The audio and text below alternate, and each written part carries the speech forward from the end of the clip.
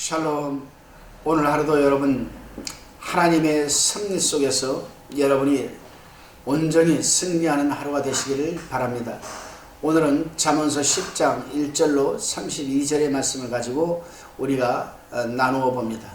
솔로몬이 지금까지는 선과 악에 대해서 서론적인 말만 하였으나 이제 10장부터는 선과 악 그리고 축복과 저주에 대해서 밝히고 있습니다. 본문 1절로 5절까지의 묵상한 것을 살펴봅니다. 솔로몬은 1절에서 부모에게 효도한 자녀와 불효한 자녀에 대해서 말합니다. 여기에서 지혜로운 아들이라는 말은 부모의 명령을 잘 지키는 자를 말하며 더 나아가서 하나님을 절대적으로 경외하는 이들을 의미합니다. 그리고 미련한 아들이라고 말하면 부모의 말에 불응하고 하나님을 경외하지 않는 여러분 그런 삶을 말합니다. 그렇습니다, 여러분. 지혜로운 자녀는 그의 부모를 즐겁게 해주지만 불의한 자식은 그들의 부모를 실망시키고 슬프게 해줍니다. 우리는 이 말씀을 주의 깊게 읽어야 할 이유가 있죠. 잠언의 본론 부분 및 첫머리에 효도에 대해서 말씀하는 것은 대단히 의미가 깊은 것입니다. 왜냐하면 효도는 사회 도덕의 기초가 되기 때문입니다. 그런데 기독교에 대해서 오해하는 사람들은 기독교는 윤리가 없는 도덕이라고 합니다. 그러기에 한국에 처음 기독교가 들어오기가 가장 어려웠던 원인도 바로 기독교는 비윤리적이요 자기 조상도 섬기지 않는 불효자식들이라고 오해했기 때문에 여러분 초창기 한국에 이 기독교가 들어오기 힘들었습니다.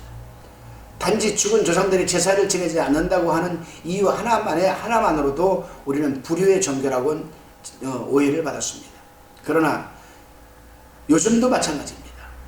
지금도 우리 기독교가 자기 죽은 조상에게 제사를 지내지 않는데 그게 무슨 종교냐, 그게 무슨 효도 종교냐 이렇게 오해하는 사람들이 있습니다.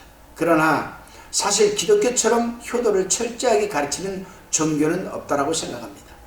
죽은 다음에는 아무리 제사를 잘 지내준다 할지라도 죽은 조상이 와서 먹지 못하기 때문에 살아계실 때 효도해야 된다고 가르치는 것이 바로 우리 기독교의 원리입니다. 이 부분을 요한복음 19장 27절, 에베소서 6장 1절에서 분명히 가르쳐주고 있습니다. 그렇습니다, 여러분. 우리 기독교는 천륜과 인륜을 다 중요하게 여기는 종교라 할 수 있습니다. 그렇기 때문에 십계명에서도 처음 4가지 계명은 하나님과 인간과의 관계를 강조했고 인간과 인간 사이에 지켜야 할 계명을 6가지로 말씀해 주는 것 아니겠습니까? 그 가운데서도 가장 중요한 계명이 부모에게 여러분 효도하라고 가르치고 있는 겁니다. 솔로몬은 이제 부모에게 효도하는 지혜로운 자녀들의 생활 방식에 대해서 말해주고 있습니다.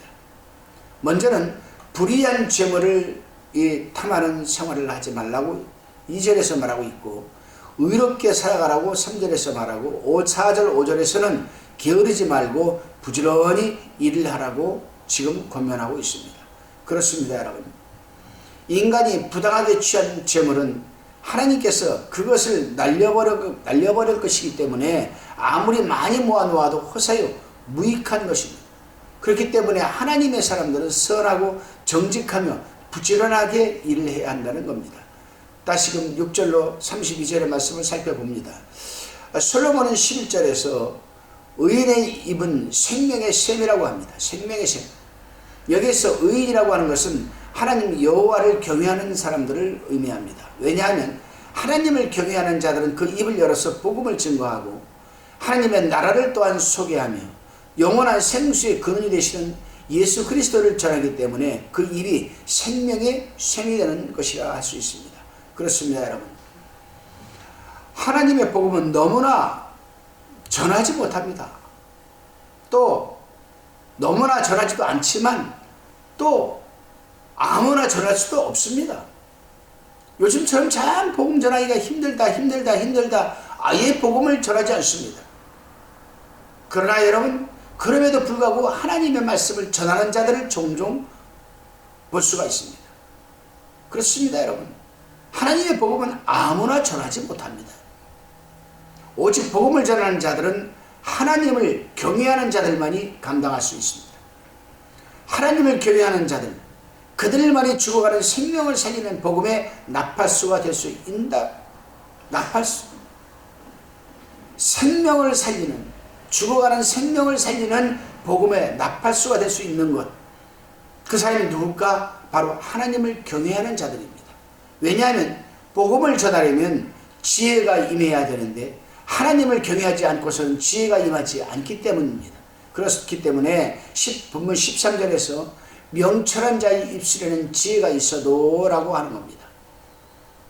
명철한 자의 입술에는 지혜가 있다. 그러므로 명철한 자, 즉 하나님을 경외하는 성도의 입술에는 생명을 살리는 복음이 있다는 겁니다. 또한 하나님을 경외하는 자들에게는 여러 사람을 교육하는 지식이 있다라고 21절에서 밝히고 있습니다. 여기에서 교육한다라는 말씀은 먹여준다라는 뜻이 있습니다.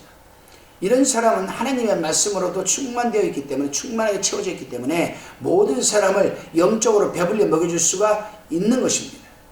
그렇습니다, 여러분. 하나님의 말씀은 생명의 양식이기 때문에, 여러분, 또 영혼의 양식이 되기 때문에 많은 사람을 건강하게 해주며 병든 영혼을 여러분 치료해 줄 수가 있는 겁니다.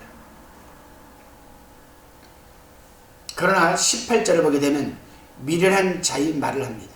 이 미련한 자들이 소위 악한 자를 말하는 거죠. 악한 자. 이런 자들은 타인을 참수하는 자들입니다. 참수한다는 말은 남을 회방하고 또 남을 헛듣고 비방하는 행위를 말하는 겁니다. 그렇습니다, 여러분. 남을 회방하고 헐뜯고 비방하는 자들은 결국 자신도 그 같은 회방을 받게 되고 헐뜯기게 되고 여러분 비방을 받게 된다라고 마태복음 7장 1절 2절에서 말해주고 있습니다. 또 그런 자들은 말을 많이 하게 된다라고 합니다. 그러나 19절에서는 말을 많이 하면 허물을 면키 어렵다라고 가르치고 있습니다. 물론 말을 많이 하는 사람이라고 해서 다 그런 것은 아닙니다. 예를 들면 선천적으로 그런 자들도 있고 또한 직업상 말을 많이 하는 사람도 있습니다. 저희같이 목사가 된 사람들은 참 말을 어쩔 수 없이 많이 하게 되죠. 그렇기 때문에 바로 지혜가 필요합니다. 그러나 대개는 자기 속에 진리가 충만하여서가 아니라 그 속에 든 것이 없기 때문에 그렇게 하는 것도 있습니다. 실속이 있는 사람은 신중하고 적게 말합니다. 그렇기 때문에 하나님의 사람은 분별력을 갖고 신중하게 꼭 해야 할 말만 하고 또 자신이 한 말은 책임을 져야 하는 것 아니겠습니까? 여러분 오늘도 신중하고 또 여러분 말을 할 때는 복음이 증거되는 하루가 되시기를 바랍니다. 기도드리시겠습니다. 주님, 자녀된 돌로서 부모를 잘 섬기고 즐겁게 해드리는 것은 불의한 재물을 탐하지 않고 게으르지 않고 열심히 일을 하며 선하게 사는 것임을 깨달았습니다. 또한 동시에 복음을 전하는 사명자는 하나님을 경외하며 하나님으로부터 주신 지혜와 지식이 있어야 됨을 깨닫게 되었습니다. 복음을 전하는 자가 될 수 있도록 지혜와 지식을 부어주시오 감사드리며 예수님의 이름으로 기도드리옵나이다. 아멘.